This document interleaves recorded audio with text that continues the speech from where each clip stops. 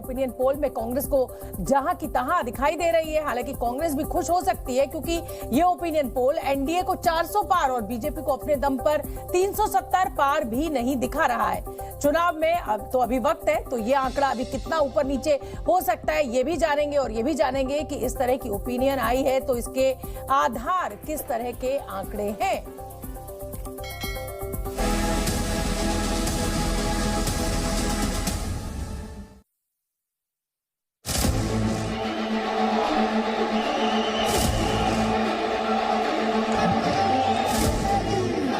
की बार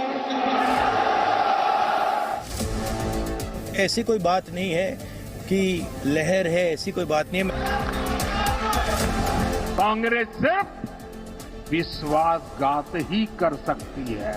बीजेपी और आरएसएस के लोग के नेता भी एनडीए सरकार 400 पार के नारे लगा रहे हैं। आपका इतना बहुमत है, अब खुद बीजेपी के बताए जा रहे हैं। हालांकि मैं ये नहीं कहूंगी कि प्रदर्शन खराब है ओपिनियन पोल में, आपका प्रदर्शन आपका शानदार है, लेकिन 400 का आंकड़ा नहीं छू रहे। तो क्या माना जाए ये जो 400 पार की बात हो रही है ये सिर्फ कार्यकर्ताओं में एक नई ऊर्जा का संचालन करने के लिए, फूंकने के लिए की जा रही है, या सच में आप इसको सीरियसली ले रहे हैं? और अगर सीरियसली ले रहे हैं तो फिर ये कैसे मुमकिन होगा?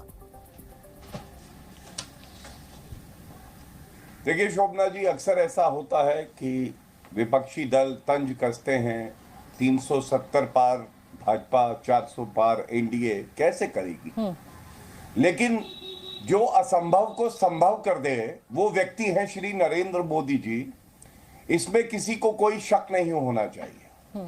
और आपके चैनल का सर्वे है, बड़ा ही प्रतिष्ठित आपका चैनल है।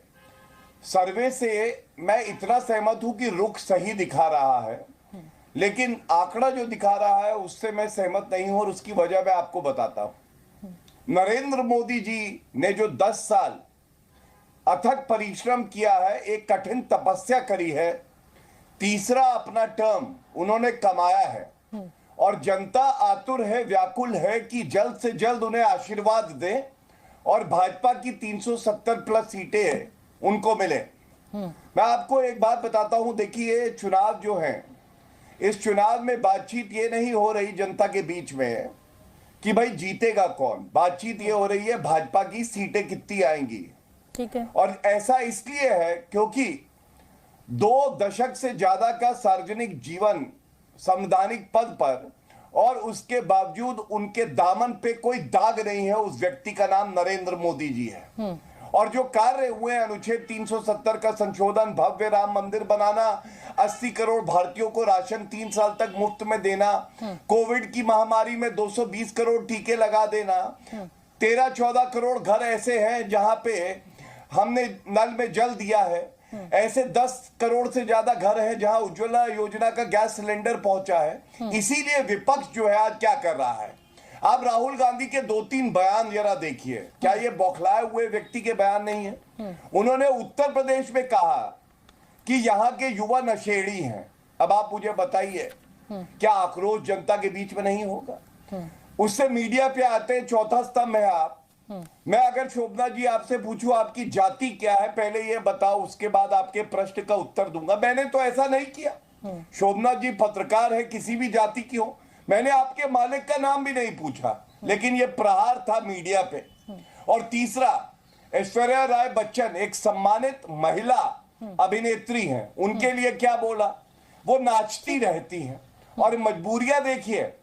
जया बच्चन जी की वो बहू है, लेकिन अखिलेश यादव के मुंह से एक शब्द नहीं निकल पाया, क्योंकि मोदी जी की नफरत में अगर टक्कर लेनी है तो सबको साथ में रखना है, लेकिन ये कुनबा बिखर रहा है। धन्यवाद। ठीक है गौरव भाटिया, अब आप मुझसे शिकायत मत कीजिएगा कि मैंने आपको मौका नहीं दिया। पूरी तसल्ली के साथ आपके जितने पॉइंट्स हैं वो सब सुनवा दिए, मैं कभी शिकायत नहीं करता। अब मैं राजकुमार भाटी जी, तो आपकी चर्चा में आना बड़ा अच्छा लगता है शोभना जी। बहुत बहुत धन्यवाद गौरव जी। मुझे भी आपके साथ बतौर पैनलिस्ट जब आप जुड़ते हैं तो मुझे अच्छा लगता है और मुझे अच्छी चर्चा आप करते हैं। राजकुमार भाटी जी, ऐश्वर्या राय का जिक्र कर दिया, अमिताभ बच्चन का जिक्र कर दिया, नाचने और हर तरह की भाषा का इस्तेमाल कर लिया गया, और जो हमारा ओपिनियन पोल है वो दिखा भी रहा है कि 80 में से 78 सीटें बीजेपी जीत रही है।